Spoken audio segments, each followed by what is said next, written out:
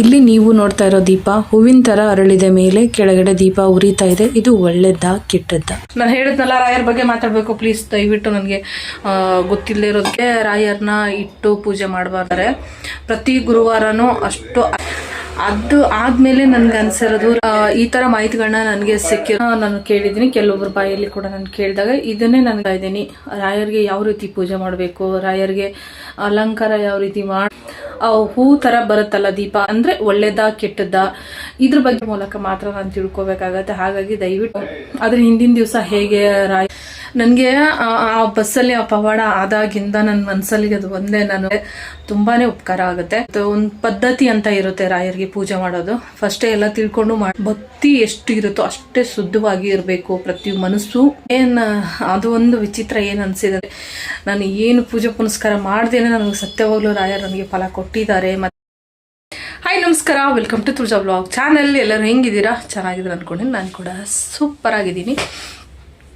ಬನ್ನಿ ಇವತ್ತಿನ ಬ್ಲಾಗ್ನ ಸ್ಟಾರ್ಟ್ ಮಾಡೋಣ. ಇವತ್ತು ಎಲ್ಲ ಕೆಲಸ ಮುಗಿಸ್ಕೊಂಡು ಬ್ಲಾಗ್ನ ಸ್ಟಾರ್ಟ್ ಮಾಡಾಕತ್ತೀನಿ. ಅಡುಗೆ ಎಲ್ಲ ಆಯಿತು, ರೊಟ್ಟಿ ಮಾಡಿದೆ, ಪಲ್ಯ ಇತ್ತು, ಪಲ್ಯ ಮಾಡೋಕ್ಕೆ ಹೋಗಿಲ್ಲ. ಒಬ್ಬಕ್ಕೇ ಊಟ ಮಾಡಿದೆ. ಇವತ್ತು ಗುರುವಾರ, ಅವ್ರು ಉಪವಾಸ ಇರ್ತಾರೆ. ನಂದು ಒಬ್ಬಕ್ಕಿದೆ ಊಟ. ನಿನ್ನೆನೂ ಹಂಗೆ ಆಗಿತ್ತು, ಇವತ್ತು ಹಂಗೆ ಆಯಿತು. ಹಾಗಾಗಿ ಇವತ್ತು ರೊಟ್ಟಿ ಮಾಡಿದೆ. ಯಾವುದೂ ನಾಷ್ಟ ಮಾಡೋಕ್ಕೆ ಹೋಗಲಿಲ್ಲ. ನಿನ್ನೆ ನಾಷ್ಟ ಮಾಡೋಕ್ಕೆ ಹೋಗಿ ಏನೇನೋ ಮಾಡೋಕ್ಕೆ ಹೋಗಿ ಏನೇನೋ ಆಗೋಯ್ತು. ಹಾಗಾಗಿ ಮಾಡೋಕ್ಕೆ ಹೋಗಲಿಲ್ಲ. ಆದರೂ ಮಸ್ತಾಗಿತ್ತು, ಅದು ಹೇಳಂಗಿಲ್ಲ, ಅಷ್ಟು ಸೂಪರ್ ಆಗಿತ್ತು, ಚೆಂದಿತ್ತು. ಆದರೆ ಇವತ್ತು ರೊಟ್ಟಿ ಮಾಡೀನಿ. ಈಗ ಒಂದು ವಾರನೇ ಆಗಿತ್ತೇನೋ ನಾನು ರೊಟ್ಟಿ ಮಾಡಿ, ಒಂದು 3-4 ದಿನ ಆಯಿತು ಗೊತ್ತಿಲ್ಲ. ರೊಟ್ಟಿ ಮಾಡಿರಲಿಲ್ಲ, ರೊಟ್ಟಿ ಉಣ್ದೆ ಬಾಯಿ ಕೆಟ್ಟು ಹೋದಾಗ ಆಗಿಬಿಟ್ಟಿತ್ತೆ. ಹಾಗಾಗಿ ರೊಟ್ಟಿ ಮಾಡಿದೆ ಇಸದ್ದು ಫಸ್ಟ್. ಈಗ ಊಟ ಮಾಡಬೇಕು. ಊಟ ಮಾಡೋಕ್ಕಿಂತ ಮೊದಲು ಮತ್ತು ಏನಪ್ಪ ಅಂತಂದ್ರೆ, ದೇವರ ಆಶೀರ್ವಾದ ಇಲ್ಲದೆ, ದೇವ್ರದ್ದು ಅಪ್ಪಣೆ ಇಲ್ಲದೆ ಒಂದು ಹುಲ್ಲು ಕಡ್ಡಿ ಕೂಡ ಅಳ್ಳಾಡಲ್ಲ ಅಂತ ಹೇಳ್ತಾರಲ್ಲ, ಸತ್ಯವಾದ ಮಾತು. ನನಗೂ ಕೂಡ ಇವತ್ತು ಹಾಗೆ ಆಗಿರೋದು. ನಾನು ನಿನ್ನೆನೇ ಅನಿಸ್ಕೊಂಡಿದ್ದೆ, ಇವತ್ತು ಗುರುವಾರ ಅಲ್ಲ, ನನಗೆ ಆಗಿರೋ ಪವಾಡ ನಿಮ್ಮ ಹತ್ರ ನಾನು ಹೇಳ್ಕೊಂಡಿದ್ದೀನಿ, ವಿಡಿಯೋ ಮಾಡಿ ಹಾಕಿದ್ದೀನಿ. ರಾಯರಿಂದ ನನಗೆ ಎಂಥ ದೊಡ್ಡ ಪವಾಡ ನಡೆದೋಯ್ತು ಅಂತ.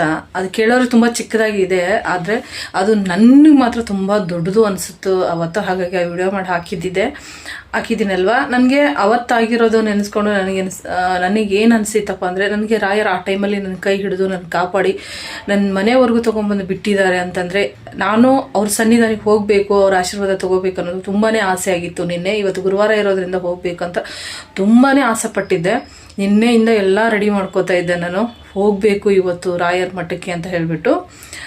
ಆದರೆ ಅದೇ ಹೇಳ್ತಾರಲ್ಲ, ದೇವರ ಅಪ್ಪಣೆ ಇಲ್ಲದೆ ಒಂದು ಹುಲ್ಲು ಕಡ್ಡಿನೂ ಅಳ್ಳಾಡಲ್ಲ ಅಂತ ಹೇಳ್ತಾರಲ್ಲ, ಹಾಗೆ ರಾಯರಿಗೆ ನನಗಿನ್ನೂ ಕರ್ಸ್ಕೊಳ್ಳೋ ಟೈಮ್ ಬಂದಿಲ್ಲ ಅಂತ ನಾನು ಅನ್ಕೋತೀನಿ. ಇವತ್ತೊಂದು ಎಡವಟ್ಟು ಆಗೋಗಿತ್ತು, ಗೊತ್ತಲ್ಲ ಹೆಣ್ಮಕ್ಳ ಸಮಸ್ಯೆಗಳು ಆ ಥರ ಆಯಿತು.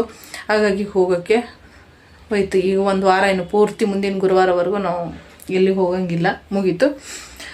ಏನು ಮಾಡೋದು? ಅದೇ ಹೇಳ್ತಾರಲ್ಲ, ನಾವು ಅಂದ್ಕೊಂಡಿದ್ದು ಯಾವುದೂ ಆಗೋಲ್ಲ. ಭಗವಂತ ಏನು ಅನ್ಕೊತಾನ ಅದೇ ಆಗೋದು. ರಾಯರ ಅಪ್ಪಣೆ ಇಲ್ಲದೆ ನಾವೆಲ್ಲಿಗೂ ಹೋಗೋಕ್ಕಾಗಲ್ಲ. ಅವರು ದರ್ಶನ ಮಾಡೋದಿರಲಿ, ಅವ್ರ ಹೆಸರು ಕೂಡ ನಾವು ತೊಗೊಳಕ್ಕಾಗಲ್ಲ. ಅವ್ರ ಅಪ್ಪಣೆ ಇದ್ದರೆ ಮಾತ್ರ ನಮಗೆ ಆ ಆಶೀರ್ವಾದ ಸಿಗೋದು. ಮತ್ತು ಅವ್ರ ಸನ್ನಿಧಾನಕ್ಕೆ ಹೋಗೋದಾಗಲಿ, ಅವ್ರದ್ದೊಂದು ಪ್ರಸಾದ ಸಿಗೋದಾಗಲಿ ಅವ್ರ ಅಪ್ಪಣೆ ಇದ್ದರೆ ಮಾತ್ರ ಅದು ಸಾಧ್ಯ.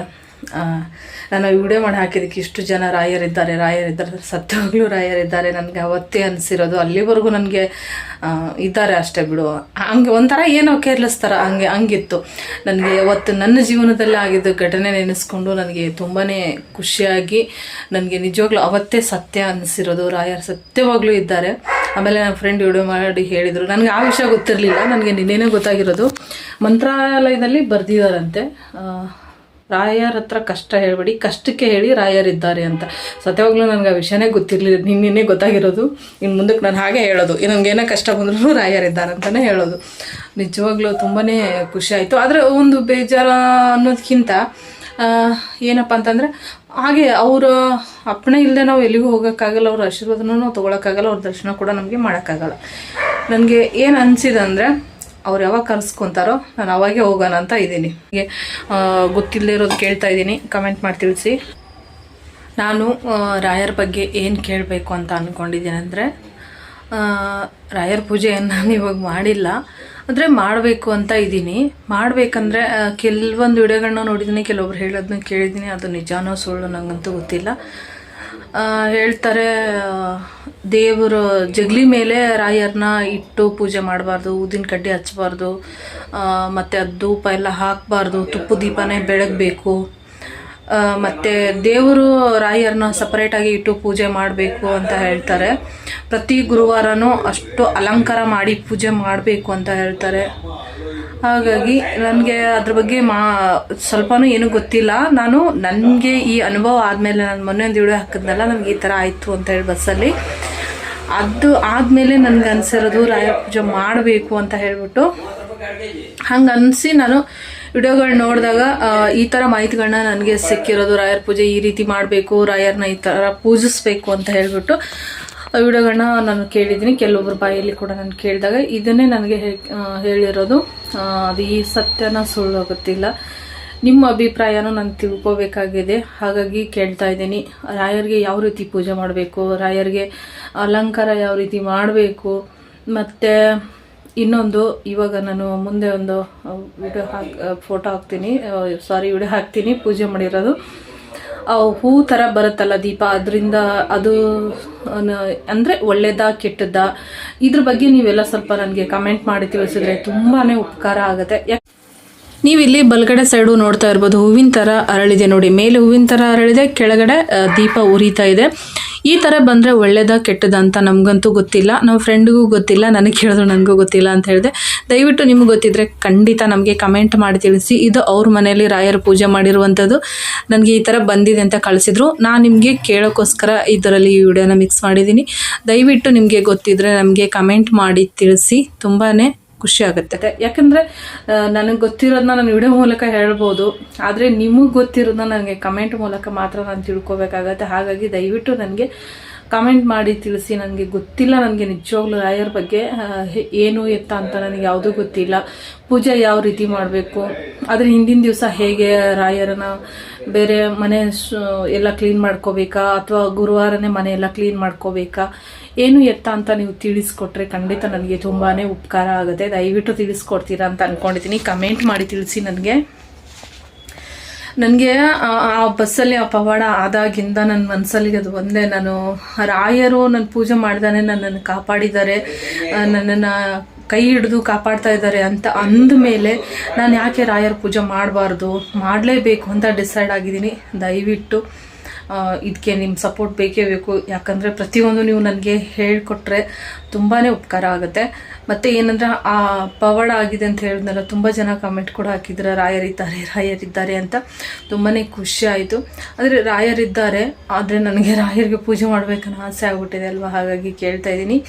ಕೆಲವೊಂದು ರೂಲ್ಸ್ಗಳಿರ್ತವೆ, ಒಂದು ಪದ್ಧತಿ ಅಂತ ಇರುತ್ತೆ ರಾಯರಿಗೆ ಪೂಜೆ ಮಾಡೋದು. ಫಸ್ಟೇ ಎಲ್ಲ ತಿಳ್ಕೊಂಡು ಮಾಡೋಣ ಅಂತ ಹೇಳ್ಬಿಟ್ಟು. ಯಾಕಂದರೆ ನಾನು ಮಾಡಿಬಿಟ್ಟು ಎಡವಟ್ಟು ಮಾಡಿ ಆಮೇಲೆ ಅದು ಏನೋ ಹೇಳ್ತಾರಲ್ಲ, ನಮ್ಮ ಕರ್ಮ ನಾವೇ ಮಾಡ್ಕೋಬಾರ್ದು ದೇವ್ರ ವಿಷಯದಲ್ಲಿ. ನನಗೆ ಗೊತ್ತಿರೋ ಪ್ರಕಾರ ದೇವ್ರದ್ದು ಒಂದು ಪೂಜೆ ಮಾಡಬೇಕಂದ್ರೆ ತುಂಬ ಭಕ್ತಿ ಎಷ್ಟು ಇರುತ್ತೋ ಅಷ್ಟೇ ಶುದ್ಧವಾಗಿ ಇರಬೇಕು. ಪ್ರತಿ ಮನಸ್ಸು ಮನೆ ಪ್ರತಿಯೊಂದು ಕೂಡ ಹಾಗೆ ಇರುತ್ತಲ್ವ. ಹಾಗಾಗಿ ರಾಯರ ವಿಷಯದಲ್ಲಿ ಯಾವ ರೀತಿ ಅಂತ ನೀವು ನನಗೆ ತಿಳಿಸ್ಕೊಟ್ರೆ ತುಂಬಾ ಉಪಕಾರ ಆಗುತ್ತೆ. ಇದೇ ನಿಮ್ಮ ಹತ್ರ ನಾನು ಮಾತಾಡಬೇಕು ಅಂತ ಅಂದ್ಕೊಂಡಿರೋದು. ನನಗೆ ಅದು ಒಂದು ವಿಚಿತ್ರ ಏನು ಅನಿಸಿದೆ ಅಂದರೆ, ಎಷ್ಟು ಜನ ಪೂಜೆ ಮಾಡ್ತಾರೆ, ವರ್ಷಾನುಗಟ್ಟಲೆ ಪೂಜೆ ಮಾಡಿದ್ಮೇಲೆ ಫಲ ಕೊಡ್ತಾರೆ ಅಂತ ಹೇಳ್ತಾರೆ. ನಾನು ಏನು ಪೂಜೆ ಪುನಸ್ಕಾರ ಮಾಡ್ದೇನೆ ನನಗೆ ಸತ್ಯವಾಗ್ಲೂ ರಾಯರು ನನಗೆ ಫಲ ಕೊಟ್ಟಿದ್ದಾರೆ, ಮತ್ತು ನನಗೆ ಕೈ ಹಿಡಿದು ಕಾಪಾಡ್ತಾ ಇದ್ದಾರೆ ಅಂತ ನನಗೆ ಗೊತ್ತಾಗಿದೆ. ಹಾಗಾಗಿ ಈಗ ನನಗೆ ಅನ್ನಿಸ್ತಾ ಇರೋದು ಏನಪ್ಪ ಅಂತಂದರೆ, ರಾಯರಿಗೆ ಪೂಜೆ ಮಾಡಬೇಕು, ರಾಯರ ಸೇವೆ ಮಾಡಬೇಕು ಅಂತ ಆಸೆ. ಹಾಗಾಗಿ ಕೇಳ್ಕೊತಾ ಇದ್ದೀನಿ. ದಯವಿಟ್ಟು ನನಗೆ ಕಮೆಂಟ್ ಮಾಡಿ ತಿಳಿಸಿ. ಮತ್ತೆ ಕೇಳ್ತಾ ಇದ್ದೀನಿ, ಏನು ಎತ್ತ ಅಂತ ಹೇಳಿಬಿಟ್ರೆ ತುಂಬಾ ಖುಷಿ ಆಗುತ್ತೆ ನನಗೂ ಕೂಡ. ಪ್ರತಿಯೊಬ್ಬರು ಯಾರೆಲ್ಲ ವಿಡಿಯೋ ನೋಡ್ತೀರಾ, ನಿಮಗೆ ಗೊತ್ತಿರೋದು ರಾಯರ ಬಗ್ಗೆ ನಿಮ್ಗೆ ಏನು ಗೊತ್ತಿದ್ದಿದ್ದು ನಿಮ್ಗೆ ಎಷ್ಟು ಗೊತ್ತಿರುತ್ತೋ ಅಷ್ಟು ಕಮೆಂಟ್ ಮಾಡಿ ತಿಳಿಸಿ. ಎಲ್ಲರೂ ಸ್ವಲ್ಪ ಆದರೂ ನಾನು ತಿಳ್ಕೊಂಡು ನಾನು ಪೂಜೆ ಮಾಡೋಕ್ಕೆ ನನಗೆ ಅನುಕೂಲ ಆಗುತ್ತೆ ಅಂತ ಕೇಳ್ಕೊತಾ ಇದ್ದೀನಿ. ಇವತ್ತಿನ ವಿಡಿಯೋ ಇಷ್ಟೇ, ಜಾಸ್ತಿ ಯಾವುದೂ ವಿಡಿಯೋ ಮಾಡೋಕ್ಕೆ ಹೋಗಿಲ್ಲ. ರಾಯರ ಬಗ್ಗೆ ಕೇಳಬೇಕಂತಲೇ ನಾನು ಬ್ಲಾಗ್ ಯಾವುದೂ ಮಾಡೋಕ್ಕೆ ಹೋಗಲಿಲ್ಲ ಇವತ್ತು. ಓಕೆ, ಈ ವಿಡಿಯೋ ನಿಮಗೂ ಕೂಡ ಇಷ್ಟ ಆಗಿದೆ ಅನ್ಕೋತೀನಿ. ಇಷ್ಟ ಆದರೆ ಲೈಕ್ ಮಾಡಿ, ಹಾಗೆ ಚಾನಲ್ ಸಬ್ಸ್ಕ್ರೈಬ್ ಮಾಡ್ಕೊಳ್ಳಿ, ಸಪೋರ್ಟ್ ಮಾಡಿ. ಮತ್ತು ನಾನು ಸ್ಕಿನ್ ಕೇರ್ ಬಗ್ಗೆ ನಾನು ತುಂಬಾ ವಿಡಿಯೋಗಳನ್ನ ಮಾಡ್ತಾಯಿದ್ದೀನಿ, ಅದು ಕೂಡ ನೋಡಿ, ನಿಮಗೂ ಕೂಡ ಹೆಲ್ಪ್ ಆಗುತ್ತೆ. ಈಗ ಸನ್ಸ್ಕ್ರೀನ್ ಅಂತ ಹೇಳಿದ್ನಲ್ಲ, ಅದ್ರದ್ದು ಕೂಡ ನಾಳೆ ಮಧ್ಯಾಹ್ನ ವಿಡಿಯೋ ಬರುತ್ತೆ ನೋಡಿ. ಇದು ಬೆಳಗ್ಗೆ ಬರುತ್ತೆ, ಅದು ಮಧ್ಯಾಹ್ನ ಬರುತ್ತೆ ನೋಡಿ. ನಿಮಗೂ ಕೂಡ ಅದೇ ರೀತಿ ಮಾಡ್ಕೊಳ್ಳಿ, ಖಂಡಿತ ನಿಮಗೆ ತುಂಬ ಅಂದರೆ ತುಂಬಾ ಹೆಲ್ಪ್ ಆಗುತ್ತೆ. ಅದು ಅಂಗಡಿಯಲ್ಲಿ ದುಡ್ಡು ಕೊಟ್ಟು ಸನ್ಸ್ಕ್ರೀನ್ ನಾವು ಅಪ್ಲೈ ಮಾಡ್ಕೋತೀವಲ್ಲ, ನಿಮಗೆ ನನ್ನ ಅನುಭವ ಪ್ರಕಾರ ನಾನು ಹೇಳ್ತೀನಿ, ಸನ್ಸ್ಕ್ರೀನ್ ಆಗಲಿ ಅಥವಾ ನಾವು ಬೇರೆ ಕ್ರೀಮ್ಗಳಾಗಲಿ ನಾವು ಅಪ್ಲೈ ಮಾಡಿದಾಗ ಮುಖದ ಮೇಲೆ ಹೇರ್ ಬರುತ್ತೆ. ನೀವು ಅಬ್ಸರ್ವ್ ಮಾಡಿದಿರಲ್ಲ ಗೊತ್ತಿಲ್ಲ, ನನಗಂತೂ ಆ ಅನುಭವ ಆಗಿದೆ. ಹೇರ್ ಬರುತ್ತೆ. ಹಾಗಾಗಿ ನಾನು ಯಾವುದೇ ಕ್ರೀಮ್ ಆಗಲಿ ಸನ್ಸ್ಕ್ರೀನ್ ಆಗಲಿ ಹೊರಗಡೆಯಿಂದ ಯಾವುದೂ ಬಳಸಬೇಕಾದ್ರೆ ಇದೇ ಥರ ಮನೇಲಿ ಯಾವುದಾದ್ರೂ ಮಾಡ್ಕೊಂಡ್ಬಿಟ್ಟು ನಾನು ಸನ್ಸ್ಕ್ರೀನ್ನ ಅಪ್ಲೈ ಮಾಡ್ಕೋತೀನಿ. ಈ ಸನ್ಸ್ಕ್ರೀನ್ ಬಗ್ಗೆ ಪೂರ್ತಿ ಮಾಹಿತಿ ಮಧ್ಯಾಹ್ನ ವಿಡಿಯೋದಲ್ಲಿ ಬರುತ್ತೆ ನೋಡಿ. ಓಕೆ ಫ್ರೆಂಡ್ಸ್, ಬಾಯ್, ಎಲ್ಲರಿಗೂ ನಮಸ್ಕಾರ.